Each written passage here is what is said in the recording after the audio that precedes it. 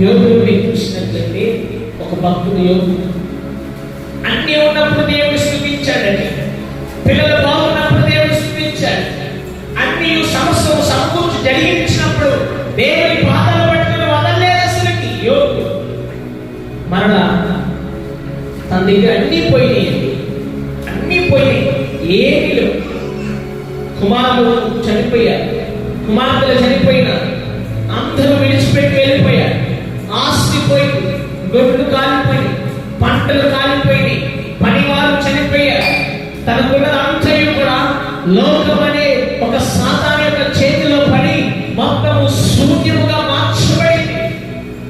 ఆఖరికి తాను కట్టుకున్న భార్య కూడా తనని నిందించడం ప్రారంభించింది. యోగుని ఎంతకాలం అంటే ఈ బ్రతుకు నీకు ఎప్పుడు చూసిన దేవుడు దేవుడు దేవుడు అంటావేంటి? కుమారులు చచ్చిపోయారు, కుమారులు చచ్చిపోయారు, పనివారు చచ్చిపోయారు, ఆస్తంతా పోయింది, అయినా సరే నువ్వు దేవుడు దేవుడు అంటావేంటి అని యోగుని ప్రశ్నించడం కొనసాగింది.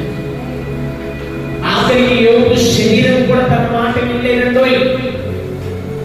శరీరం మీద కులిపులు వచ్చేసి, శరీరం చర్మం వ్యాధి వచ్చేసింది, చిన్న పెంకులతో గీక్కునే స్థితి వచ్చేసింది యోగుకి.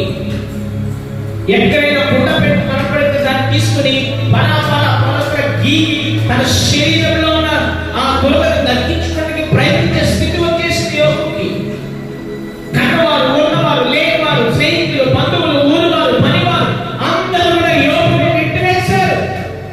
కానీ యోగు మాత్రం దేవుడి మీద ఆధారపడ్డారు. హల్లెలూయా, హల్లెలూయా చెప్తారు అందరూ, హల్లెలూయా.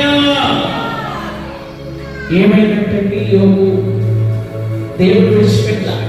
యోగు ఒకటే అన్నాడు, ఆయన ఇచ్చాడు, ఆయనే తీసుకున్నాడు, ఆయన అనుగ్రహించాడు, ఆయనే నిర్మూలన చేసినాడు, ఆయన అనుగ్రహించాడు, ఆయనే లయపరిచాడు అని యోగు నోటి ద్వారా కూడా దేవునికి వ్యతిరేకంగా బ్రతకలేదు. అదండి దేవుడి కుమారులు అంటే.